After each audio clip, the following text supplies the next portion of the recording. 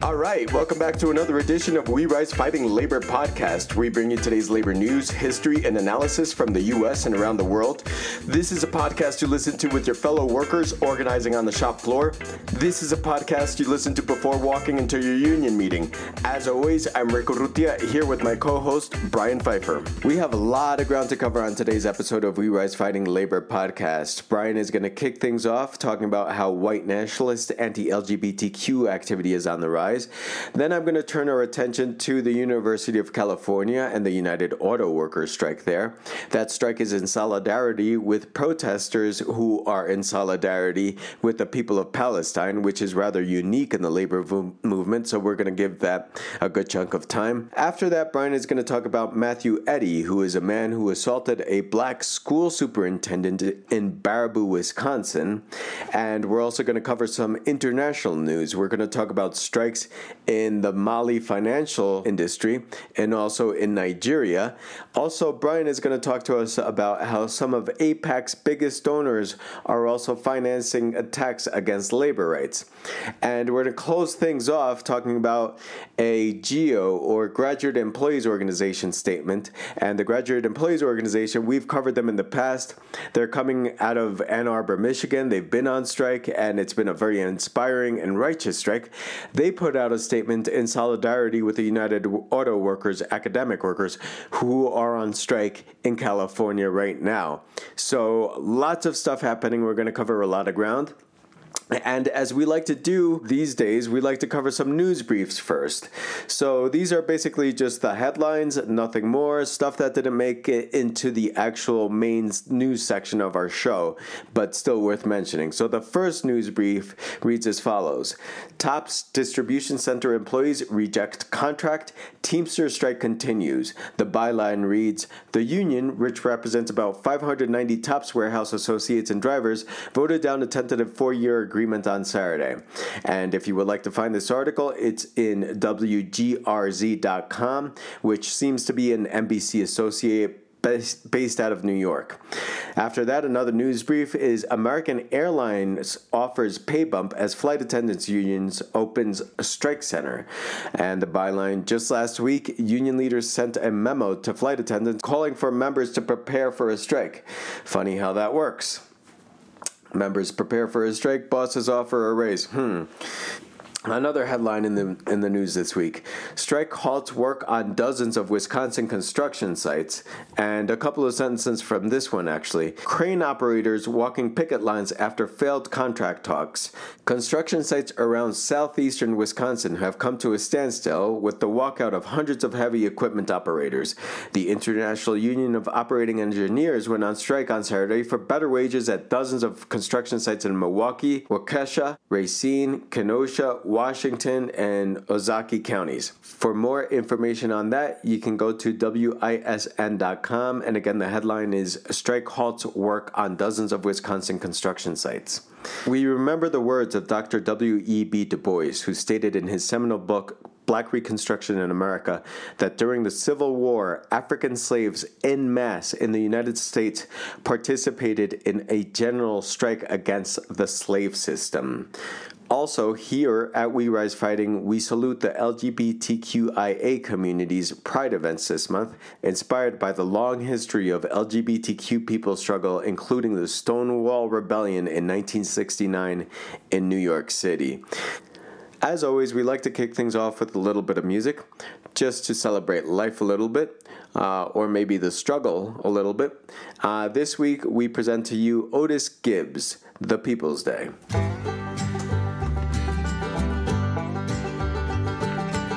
One day our whispers will be louder than your screams.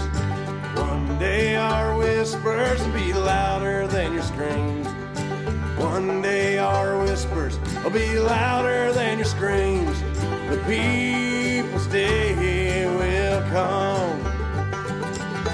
Emma Goldman, I sang this song for you. Big Bill Haywood and Mother Jones too. Psycho and Vanzetti, they took their lives. But we can know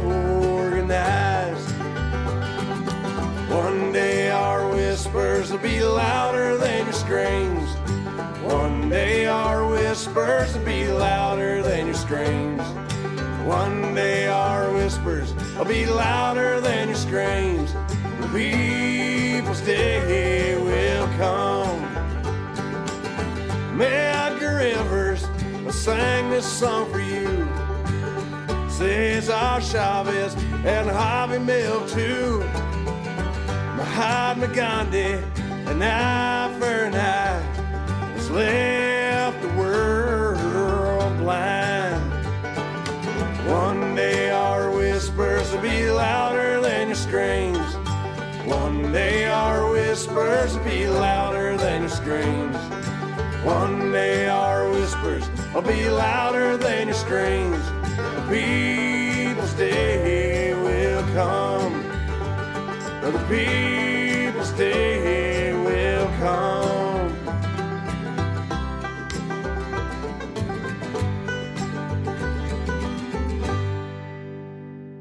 The Southern Poverty Law Center, which has published the annual report since 1990, documented 835 active anti-government groups, up 333 from 2022's count, and 595 hate groups, an increase of 72 over the previous year's figure.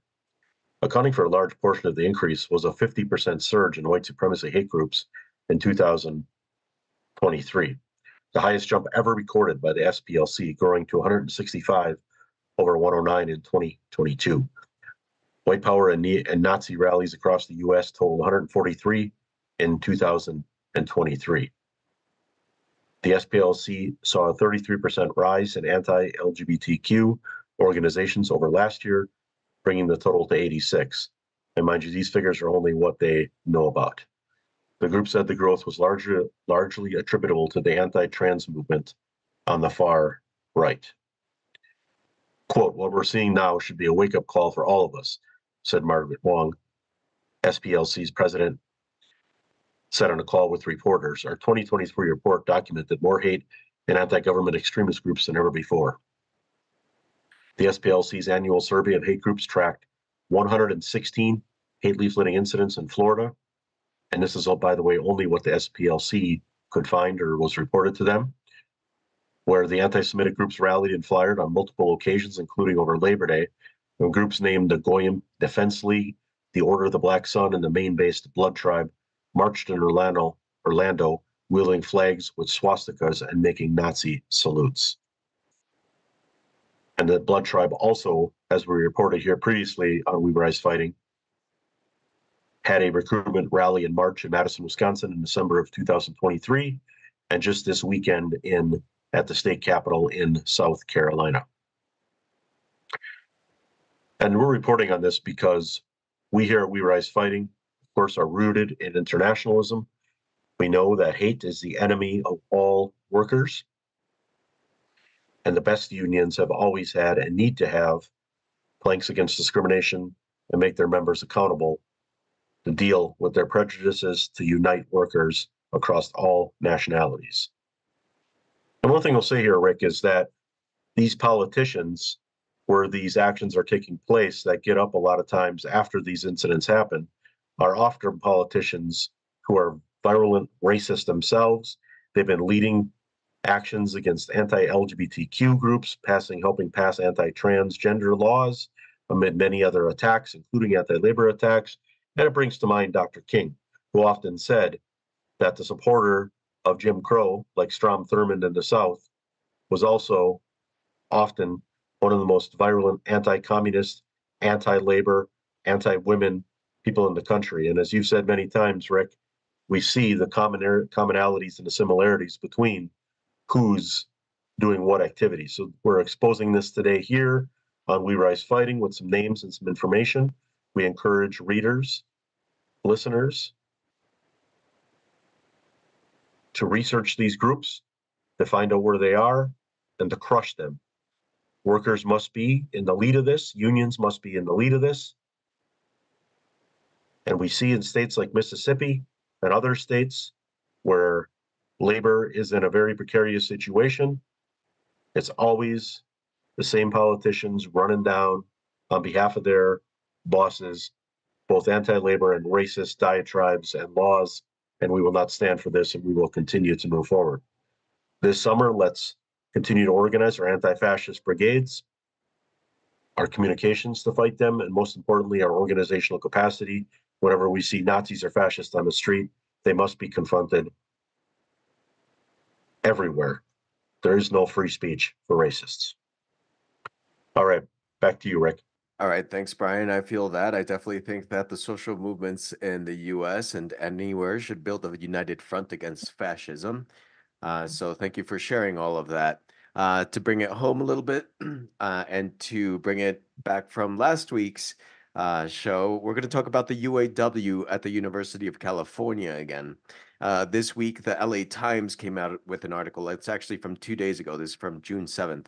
And the title of the article reads as follows: Judge halts University of California academic workers strike, citing quote unquote damage to students. All right, now there's plenty to talk about here, so we're going to dive right into it. This is the longest article that I have for tonight, so here, bear with me, but there's a lot to go through here, and I really appreciate the article and some of the stuff that we can talk about.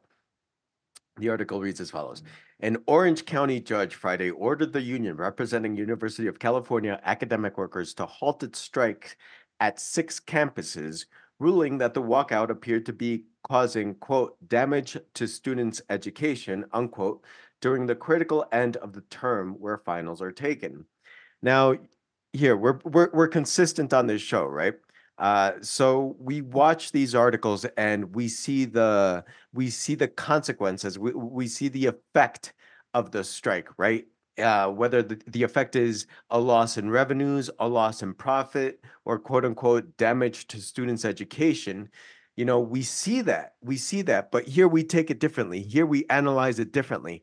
Here we turn around and say, therefore, meet the demands of the workers. And what are the demands of the United Auto Workers here at the University of California? Well, we actually shared that with you last week. So I'm going to reread the excerpt that spoke to the demands of the United Auto Workers, academic workers from last week. And it reads as follows. These are the demands: amnesty for all protesters, emphasizing their free speech; divestment, a demand that was recently won at the California State University in Sacramento; disclosure and transitional funding. The latter, she explained, and again, this is from last week's article. The latter, she explained, is the idea that workers who work in, say, Department of Defense labs, if they object to working in those labs, would be able to get funding from the University of California to transition away. All right, so those are the demands, and they seem quite reasonable to me, right? It just right off the bat, what can I tell you about this article? You know, it's as we've been saying all along, and in multiple episodes of our show, is that anytime the boss feels the effects of a strike and starts to sweat it, that's when they turn to the state. That's when they turn to the judges. That's when they turn to the National Labor Relations Board. That's when they turn to injunctions. You know, at all other times, you know, capitalists, big business likes to say, oh, you know, laissez-faire, the state, the government, hands off the free market, let us do what. But when it comes to an effective strike, oh, they go crying to the state. So apparently academia is no exception. Here you have the University of California administration turning around and crying to the state already. Let me carry on with the article. Orange County Superior Court Judge Randall J. Sherman said the University of California had made its case for a temporary restraining order to stop the strike, which the university contending was causing, quote unquote, irreparable harm to students and university operations. Again, if a strike is causing irreparable harm, and those are the demands of the strikers, just meet the demands of the strikers and it's over. We don't have to go to court. There doesn't have to be all these losses, all this irreparable harm, all this chaos. Just meet the demands of the workers. Let me carry on with the article. The next hearing on the case was scheduled for June 27th, which could effectively end the walkout that was approved by union membership through June 30th. Sherman alluded to that fact at the end of a roughly hour-long hearing, telling both sides to notify the court if, quote, the strike will expire on its own terms, unquote. Sherman, and again, that's the judge, Sherman's decision does not resolve the long-term question of whether the strike is an illegal breach of quote unquote no strike contract clauses. The allegation at the center of the University of California's lawsuit filed against a union that represents 48,000 academic workers at 10 campuses and at the Lawrence Berkeley National Laboratory. Now here, let's go back to the first paragraph in this article, which talked about how the workers were already striking at 6 campuses, and there's a total of 10 campuses in which the United Auto Workers represents workers. Yeah, if I was a boss, if I was an administrative official at the university, I would be sweating. I would be sweating this. It just sounds like chaos and honestly very scary. It sounds ungovernable, put it that way. And in that sense, really effective. And in that sense, for that reason, we should take note of this. People in the labor movement, listen to this. Listen to like everything that I'm kind of listing here. This is the stuff that makes this strike effective. All right, let's carry on. Let's carry on with the article. University of California officials celebrated the decision, of course. And here's a quote. "We are extremely grateful for a pause in this strike so our students can complete their academic studies." The strike would have caused irreversible setbacks to students' academic achievements and may have stalled critical research projects in the final quarter, said Melissa Metella, University of California Associate Vice President for System-Wide Labor Relations, in a statement. All right, like, come on, man. Like, here, let me just carry on before I vent. University of California officials had previously twice failed before the State Public Employment Relations Board to halt the United Auto Workers Local 4811 strike that kicked off nearly 3 weeks ago at the University of California, Santa Cruz, before expanding to campuses including UCLA and UC Irvine. All right, so twice the University of California officials, the administration, went before the Public Employment Relations Board, in other words, the labor agency that governs labor law and strikes and stuff like that. Twice they went before the Public Employment Relations Board and they were denied, right? University of California academic workers are facing down an attack on our whole movement, Jamie said. The Public Employment Relations Board, the regulatory body with the expertise to rule on labor law, has twice found no grounds to halt our strike. I want to make clear that this struggle is far from over. In the courtroom, the law is on our side, and we're prepared to keep defending our rights. And outside, 48,000 workers are ready for a long fight. The union represents graduate teaching assistants, researchers, and other academic workers who lead discussion groups, grade papers, conduct research, and administer exams, among other responsibilities. It authorized the strikes last month, alleging its members' free speech rights were harmed during crackdowns on pro-Palestinian protests at UCLA, UC San Diego, and UC Irvine, as well as other charges. It also cited harm to workers who participated in a UCLA encampment that a mob attacked April 30th without police intervention for hours. University of California attorneys argued that the walkout violated the quote-unquote no strike provisions in contracts it has with the union. And for those who are unfamiliar, again, most union contracts have a quote-unquote no strike policy. So that's what it's referencing. And the attorney quote continues, "We are purely here on a breach of contract. Our no strike clause is clear and unambiguous," said Tim Young, a Bay Area attorney who represented the university system. See, this gets us to another point that we've talked about numerous times on this show. Again, is a strike legal or illegal? And here on We Rise Fighting, we are less concerned with the strike, whether a strike is legal or illegal, and more concerned with how you get away with it. All right, the bosses violate labor law left and right, and they do so because they treat labor law as a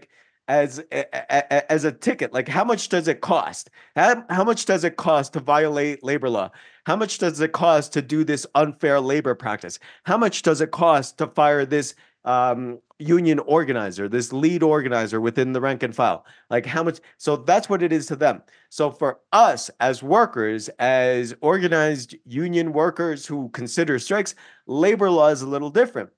It's a matter of how we get away with it. And we've made this point numerous times on this show. And, this article reminds me of that.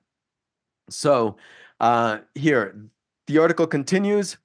Margot Feinberg, a Los Angeles-based lawyer representing the union, said the university was forum shopping, quote unquote, alleging it had looked for a friendly venue after losses at the labor board, which typically oversees higher education union-employer disputes. We're in the wrong place, and that's a quote Feinberg said. No disrespect, Your Honor, but we should be before the Public Employment Relations Board, unquote. Sherman, again, the judge, sided with the University of California on whether his court was the proper place to argue the issues. Quote, I am not sure this is a labor dispute. Parties did not have a disagreement over the terms and conditions of employment, he said, unquote. And the article actually continues. That's half the article, but I wanted to stop it there because it allows us to talk about so many of these points, right? So again, does it matter whether it's legal or if it's illegal? I think that question only comes up because the United Auto Workers were active in apparently 6 campuses by now. And if I was an administration official at the University of California, I would be freaked the fuck out. I would not know what to do as I watch 6 of my 10 campuses, or even just 2 of my 10 campuses, in relative chaos and me not being able to govern over the workers. I would be freaked out. Yeah, I mean, this is why they turn to these bodies, and in this case, the University of California officials actually shopped around. They went from this labor body to a regular, court. So they'll do anything to stop an effective strike. That's a point that we've made numerous times here. And that's a point that we're making right here, right now, because this particular strike is so important. We don't normally see stuff like this in the US. It's in solidarity with protesters who are protesting in solidarity with the people of Palestine. That's what makes this strike so unique, so inspiring, so incredible, and therefore so menacing to administration officials. So we wanted to highlight that. If you want to read more on this article, again, it's in the LA Times, and the headline is Judge Halts University of California Academic Workers Strike, Citing Damage to Students. All right, so next, moving right along, we got Brian now, and he's going to talk to us about Matthew Eddy, a man who was assaulted. He was a Black superintendent at Baraboo, Wisconsin High School. So what's going on with that, Brian? Thanks, Rick. Listeners should know, or if you're new, that the fight against racism is something here at We Rise Fighting that we make a central component within our work. And we take an internationalist view, as Rick will be talking about many international labor struggles. That goes to right here on the shop floor and in cities where there are racist atrocities taking place. We will be in solidarity with communities of color against these atrocities generally, but also because they are a cancer to the labor movement. Any type of discrimination, we need to build unity and solidarity with fellow workers in every workplace, everywhere. So according to the Madison, Wisconsin-based Black-owned online publication, Madison 365, quote, the man who disrupted the Baraboo High School graduation last week by charging onto the stage and pushing Superintendent Dr. Rainey Briggs has been charged with disorderly conduct, court records show. And this is a report from Madison 365 in Madison, Wisconsin. Matthew Eddy, that's Matthew, Eddy, Eddy, 49, faces up to 90 days in prison, a $1,000 fine, or both. Additionally, a Dane County judge granted Briggs a temporary restraining order against Eddy with an injunction hearing set for next week. So for listeners, just to paint the picture for you, Matthew Eddy jumped on a stage in front of hundreds of high school graduates in a gymnasium, and the media was recording this, and he assaulted a African-American superintendent in full view of everyone. and he was only charged with disorderly conduct.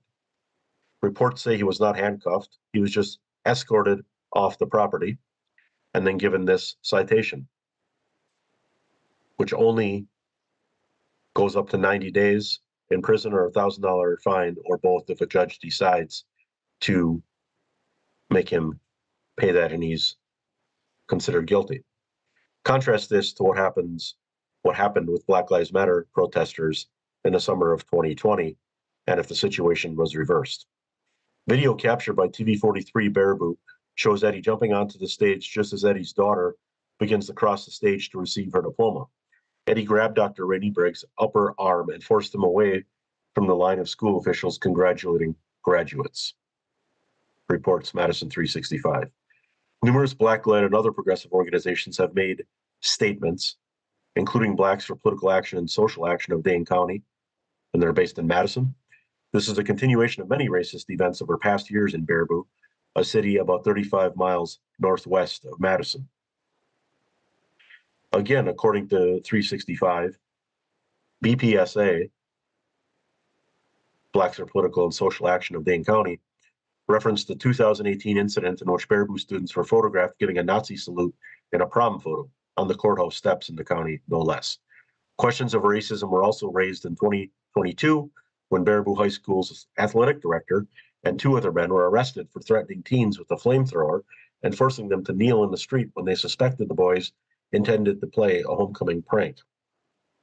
Furthermore, a Black student recently won an over $800,000 settlement due to discrimination in the school district. The BPSA and other progressive organizations, including Wisconsin Bail Out the People movement and individual union members, are discussing further actions to protest Eddy's assault against Dr. Briggs and other racist atrocities in Baraboo. And we will continue to update listeners here at We Rise Fighting on developments regarding that assault upon the superintendent in Baraboo, Wisconsin. And now back to you, Rick. Thanks, Brian. Thank you for sharing that. It actually reminds me of something that you taught me, or you shed light on for me back in the day cafe when we were in school together. One day we were talking about the prison industrial complex, and you mentioned that every life in prison is an announcement to that community that this could be you. And I never forgot that lesson. And same thing applies to police brutality. This could be you. This is an announcement. This is an announcement to that community that this could be you, right? And I feel similarly to this particular incident. So this happened in front of a graduation ceremony, presumably because I don't know anything about Baraboo.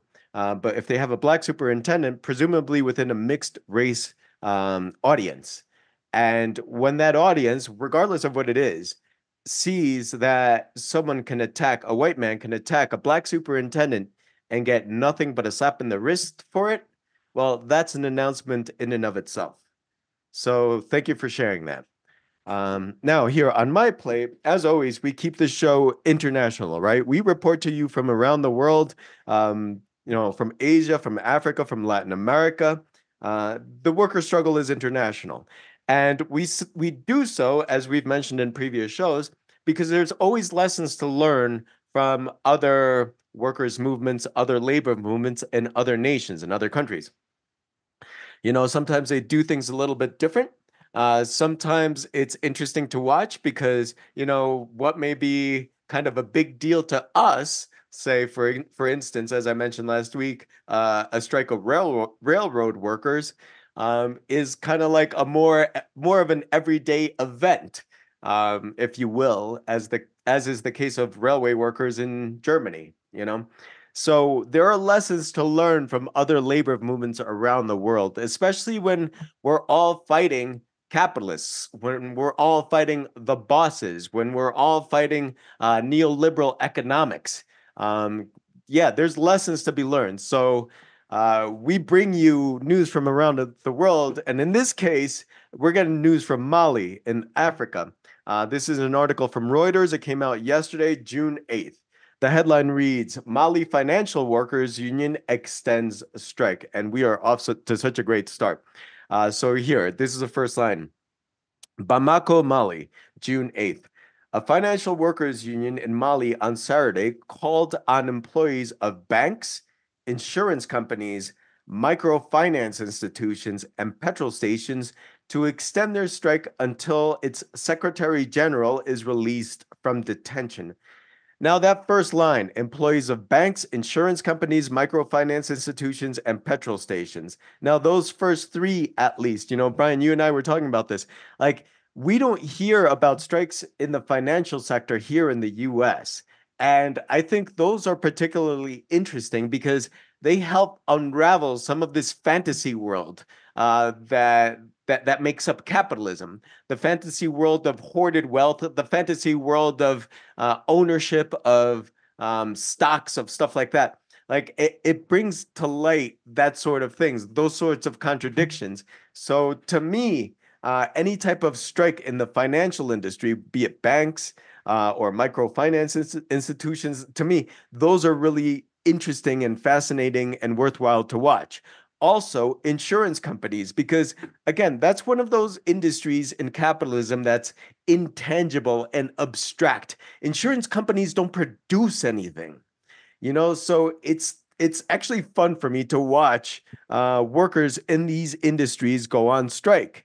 Now, the last set of workers on that list is from petroleum, say in the gas stations. And that makes things actually very real. That's where we step away from the intangible and the abstract. And it's like, holy shit, what country can function without petroleum?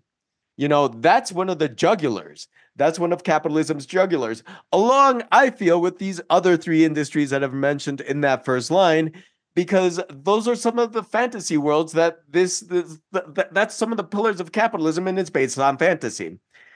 So, yeah, that's why we share with you international news so we can talk about stuff like this. Let me continue on with the article. The National Union of Banks, Insurance Companies, Financial Institutions, and Businesses of Mali, or SINABEF, held a strike from Thursday to Saturday after its Secretary General, Hamadoun Ba, was arrested on Wednesday. In a new statement, it called for employees to continue striking from Sunday.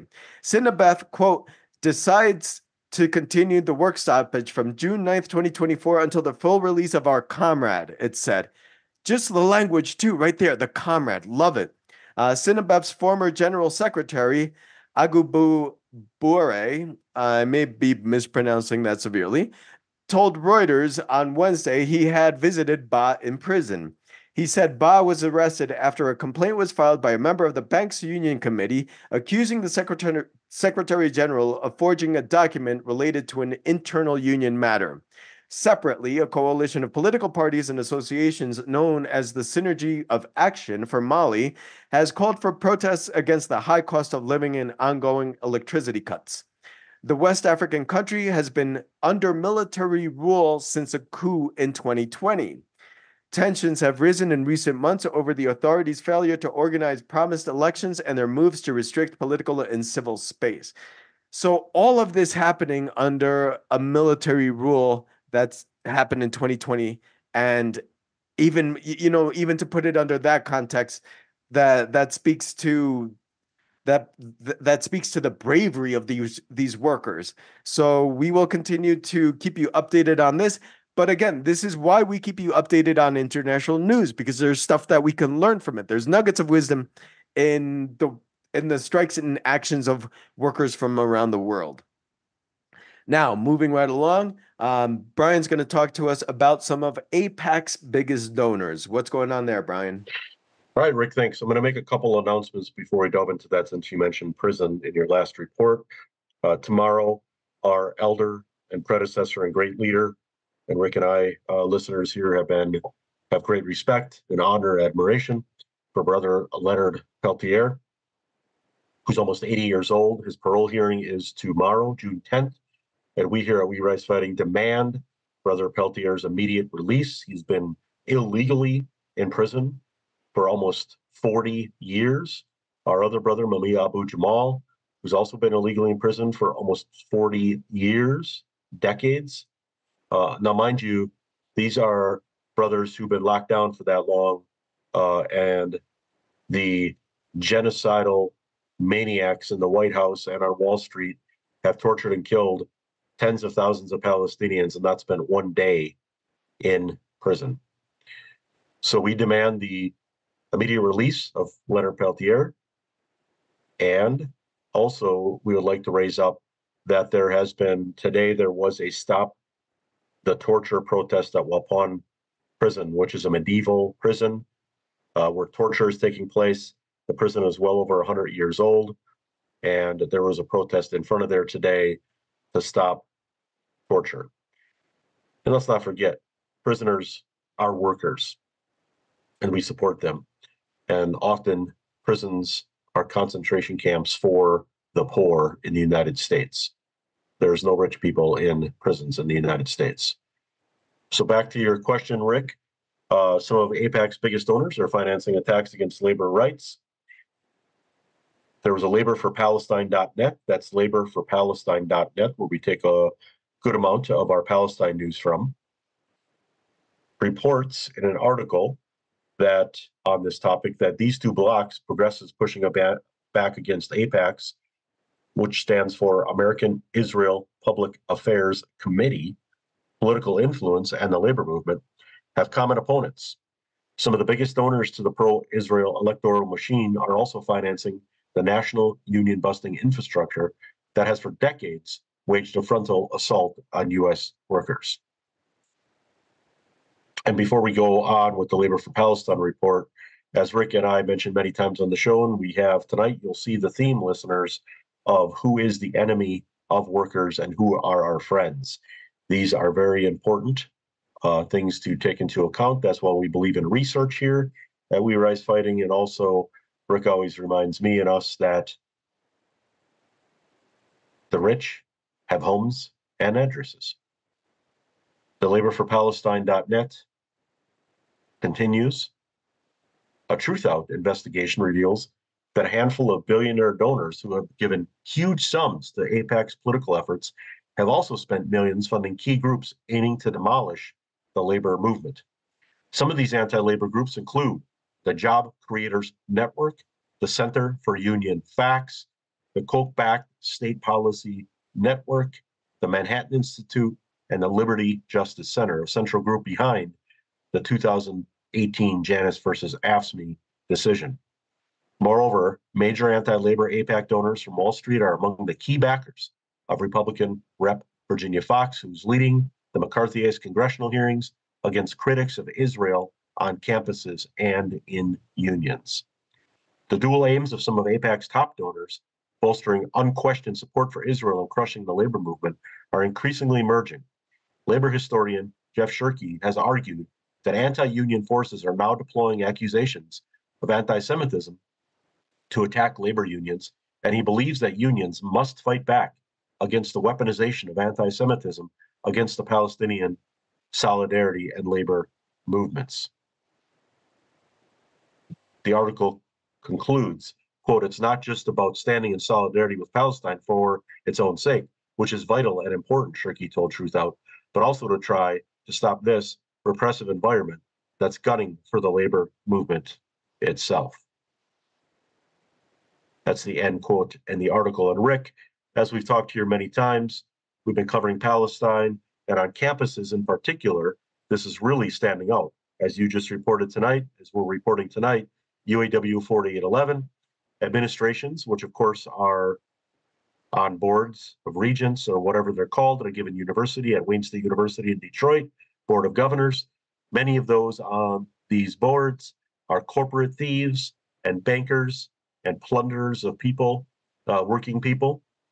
And of course, they want to wipe out faculty unions, staff unions, any kind of organization on campuses. So they are oftentimes right now using the diabolical threat and incorrect weaponization of being anti-Semitic when faculty, staff, or students are fighting for Palestine to try to attack the unions, the administration, and their backers, the rich. So this article is very critical and very important, and we suggest that some of the information here is studied deeply by listeners. There's great information here for organizing, and we Again, salute laborforpalestine.net for putting together very, very important information at their website, resolution statements and analysis, such as we just raised here. All right, back to you, Rick. All right, thanks, Brian. And I'm going to continue with the international coverage again. This story is coming from Nigeria. It was written in the by the Associated Press. The headline reads as follows: Nigeria loses electricity and major airports close as unions seek higher wages amid record inflation. Again, still with the theme from even that last article from Mali, right? Electricity, utilities, petroleum. These are some of capitalism's jugulars. You can't function without those things. So those are some of the major arteries. I think that we need to pay careful attention to those things and consider, carrying those acts out here ourselves, or being in solidarity with the workers that do carry out those acts, those strikes in these industries here in the U.S. or elsewhere. So, Associated Press article again came out just a couple of days ago, reads as follows: Africa's most populous country ground to a halt on Monday with electricity cut and major airports closed as Nigeria's largest labor unions began striking to demand a salary increase amid the worst cost of living crisis in decades. Those worst costs of living crisis, and that these are the crises that capitalism brings before us. When we talk about some of the contradictions of capitalism that's going to bring it down, this is the type of thing that's going to bring capitalism down, right? Because the tendency under capitalism is to pay workers as little as possible, just enough to keep them alive, just enough to keep them living from paycheck to paycheck to paycheck to paycheck, right? That's the tendency in capitalism, to keep prices, to keep profits up as high as possible. So that's one of the major contradictions within capitalism that makes it fold, that creates these occasional little collapses or these occasional little crises. So moving right along with the article, President Bola Tinubu's economic reforms, including ending fuel subsidies, have resulted in surging inflation that is at a 28-year record high. In this latest strike, the fourth since Tinubu came to power a year ago, workers shut down the national electricity grid and drove away operators at a key transmission station. That transmission company of Nigeria said, adding that other workers sent to restore power were blocked. Now, I went ahead and highlighted that because I don't know, that speaks to the union really thinking this all the way through. That speaks to the union addressing the issue of scabs. And in this case, it sounds like the workers sent away the scabs that were about to restore power, and kudos to them. They had their stuff planned out. So again, this is why we share news from around the world, because sometimes they do things differently that may feel a little strange to us, but that's because so much stuff here in the US is illegal, and that's because there's been so many generations of anti-union, anti-communist, anti-socialist propaganda, Cold War propaganda before us, right? There's been McCarthyism before us. So that's how we've been indoctrinated. So yeah, some of this stuff that workers from around the world are doing is going to sound different. It's like, whoa, you can do that? That's one of the lessons that we should take away from these articles. The article continues. Elsewhere, government workers either failed to show up or shut down entrances to offices, including at airports in the capital of Abuja and the economic hub of Lagos. Hundreds of passengers were stranded after local airlines suspended flight operations. All aviation workers should stay away, quote, until further notice, their association said. We demand a living wage, quote unquote, the Nigerian Labor Congress said on X, describing what they currently earn as a, quote, starvation wage. It and the Trade Union Congress represents hundreds of thousands of government workers across key sectors. All right. The unions want the current minimum wage of 30,000 naira or $20 to be increased to nearly 500,000 naira or $336. The government offers 60,000 naira or $40. Here, let me break that down again. The unions want a minimum monthly wage of $20 to be increased to $336, and the government is offering $40. All right, the article continues. The union's demands would increase the government wage bill by 9.5 trillion, or in other words, $6.3 billion, which is capable of quote unquote destabilizing the country, Information Minister Mohammed Idris has said. Analysts have warned that a minimum monthly wage of nearly $336 is not sustainable for Nigeria's states, most of which struggle to pay salaries. All right, so that's the thing. Again, getting back to capitalism's contradictions. Here we are.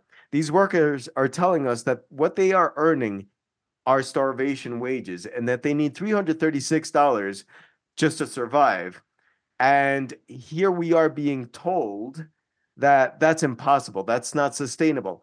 Again, the contradictions of capitalism. This is what puts capitalism in crisis so many times. It is one thing to sign it, in other words, the new wage bill, but it is another thing for you to be able to sustain it, said Muda Yusuf, head of the Nigeria Center for Promotion of Private Enterprise. The labor unions defended their demands by pointing to the expensive lifestyle of Nigeria's public officials. After Nigeria's president ended the decades-long but costly fuel subsidies on his first day in office, the price of gas more than doubled in one of Africa's biggest oil producers. Prices for public transport and commodities soared. Tinubu's government also devalued the naira currency to encourage foreign investment, which further increased prices of basic commodities in the import-dependent country of more than 210 million people. 210 million people. That's roughly 2/3 the population of the US, to also give you context. So again, this is why we report on international affairs, because we have stuff to learn from other nations, and we also have international solidarity to build. You've heard me say it on this show before. Right? During the great migrations of Black people from the southern nations and post-slavery, during the Great Migrations, which brought Black workers into the industrial North to search jobs, they were encountered by racism. They were encountered by Jim Crow laws. They were encountered with segregated communities. And, some folks back then couldn't even fathom, building solidarity between white and Black workers. I mean, some of the white workers were going on wildcat strikes so that they wouldn't have to work next to Black workers, but many of the communists, the Communist Party, and the organizing within the United Auto Workers helped undo or address some of that racism and basically say, hey, if you don't undo that racism, we're not going to be able to form this union, right? And that's part of the UAW's history. And when applied to today, we have to undo these borders. We have to undo these international borders, just as we started to undo these community borders back in the day when the United Auto Workers were organizing.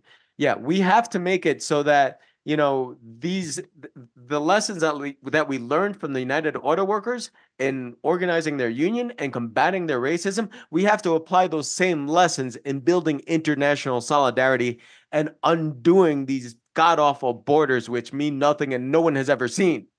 So we have to apply those same lessons now more than ever, because capitalism is an international thing.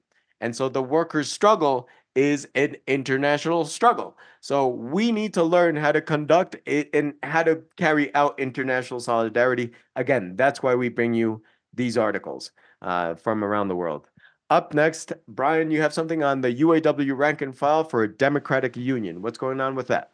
Yes, Rick, thanks. But again, just a couple comments. Thanks for that report from Nigeria. A couple of items, books that listeners might be interested in is the book by Dr. Walter Rodney, How Europe Underdeveloped Africa. That's Dr. Walter Rodney, How Europe Underdeveloped Africa. And also Dr. Eric Williams' book, Capitalism and Slavery. That's the book, Capitalism and Slavery by Dr. Eric Williams. Thanks for your report, Rick. Yes, go ahead, Rick. Thank you, Brian, for bringing that up. That's the first one, at least, is one I've read, and that is an excellent book. How Europe Underdeveloped Africa. Yes, that's an excellent book, and I highly recommend that as well. Right on.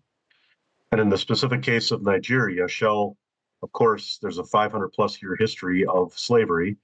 And so, if anything, Shell Oil Corporation and the capitalist banks and corporations owe the workers of Nigeria reparations for all that they have plundered and stolen from the company, which continues to happen this very minute.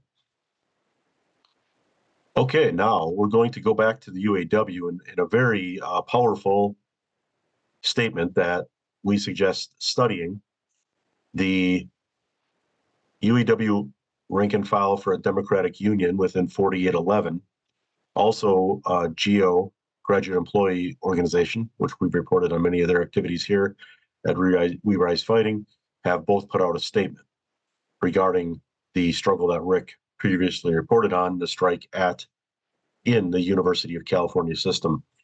So they, again, laborforpalestine.net has published these statements at their website, laborforpalestine.net. Then this one is entitled UAW Rank and File for a Democratic Union Statement. And it begins by saying, quote, "We, the rank and file workers of UAW 4811, 4811, must not be cowed in this critical moment. If we back down, we allow the ruling class to determine how we protest unfair labor practices and how we fight genocide." It continues the statement. "We call on the California Labor Federation and the entire labor movement to join us in fighting this calculated attack on the right to strike and on the rights of workers everywhere. We remain committed in our opposition to the U.S. war machine and the UC, University of California's vast investments in the industries that support it. We remain committed to our strike and to the people of Palestine." And if it's okay with you, Rick, I'm just going to go into the Graduate Employee Organization local at the University of Michigan, Ann Arbor. They also issued a statement of solidarity with UAW 4811. And this is also at laborforpalestine.net. We really encourage listeners to circulate these statements, post them on all your social media. There's many, many lessons on how a union should be operating, as Rick has so eloquently stated, for the strike specifically, but also for the solidarity that's coming out of their sister locals around the country, academic unions. It's quite powerful. Here's the GEO statement. Quote, "The University of California wants you to think that you cannot possibly win. That is why they have filed their request for injunction and now a TRO. Not because they sincerely believe their legal arguments, but because they want to zap your fighting spirit and break your political will. They want you to think you have no space to maneuver, that our struggles are not connected, and the cost of standing up for yourselves in the Palestinian cause are simply too high, and that real power lies in the hands of lawyers and judges instead of your own. Only you can determine what is actually true. What power do you have, and are you willing to exert it towards divestment?" The statement continues by GEO. Concludes, "Your decision to take strike action in pursuit of divestment and in solidarity with Palestinian workers is a testament to the possibility of building a global labor movement in the U.S. that does not stop fighting when anti-labor laws are mobilized to serve American imperial interests, but instead dares to pursue justice for all across geographies. As Palestinian workers lead the way for all of us, you are laying a path for a global material solidarity in line with their call. We know that victory in this strike means a victory for the Palestinian liberation movement and for all of us. Strike to win. Strike to win." That is a statement by GEO to their fellow workers, union members from the University of Michigan, Ann Arbor to California. And Rick, I got to say, these statements that are coming out are some of the most powerful statements we've ever seen in labor here, especially in the modern period. And as we speak, as we are reporting here, listeners, at this very moment, there are emergency organizing meetings taking place all throughout California. And we send every ounce of solidarity we have here at We Rise Fighting to our fellow workers and union members there. And we are, in fact, going to strike to win. And we're not backing down. All right, back to you, Rick. Indeed. Actually, we were hoping to have one of the University of California striking workers on our show today for an interview, but because of current events, they had to attend to meetings and um, figure out what the next steps in the strike were going to be. So hopefully we'll be able to catch up again. But in the meantime, we just brought you what we could from the news. So thank you everyone always for listening. If you like our show, please go ahead and subscribe. Please go ahead and share. Please go ahead and like, whatever it is you do. We try to come at you once a week. Sometimes we're not able to. So, just to keep in touch, go ahead and subscribe. And thank you again always for listening. Solidarity and love. Take care, everyone. Bye-bye.